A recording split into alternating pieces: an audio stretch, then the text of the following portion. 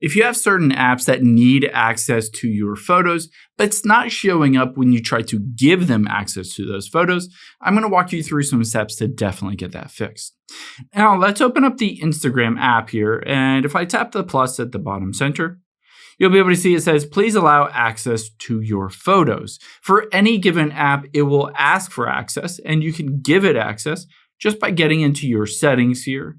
And once you're in your settings app, you're going to scroll down until you find the option towards the bottom that says privacy and security, and tap on that.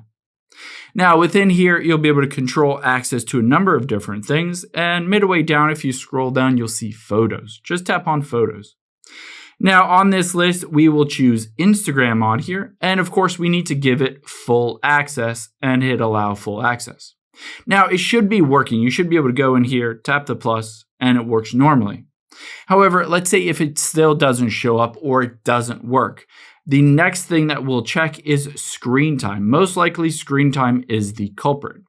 So go back to the very beginning of your settings. And once you're at the beginning of your settings, we'll scroll down until we find screen time right under focus here. Tap on that.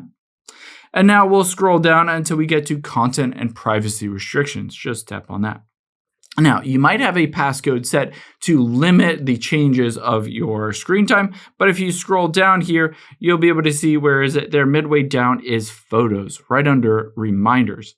If this is set to don't allow changes, this will prevent anyone from making changes unless they have that screen time passcode.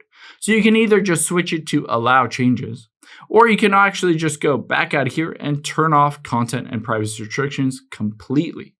Just enter that screen time passcode here if you need it, and you're good to go. The next thing I would recommend doing is just swiping up and closing out of everything so that it just refreshes everything. And now we will open up that specific app, tap on the little plus here, and it should work normally to be able to give it access. You might need to go into the settings itself again and give it access to all of those photos.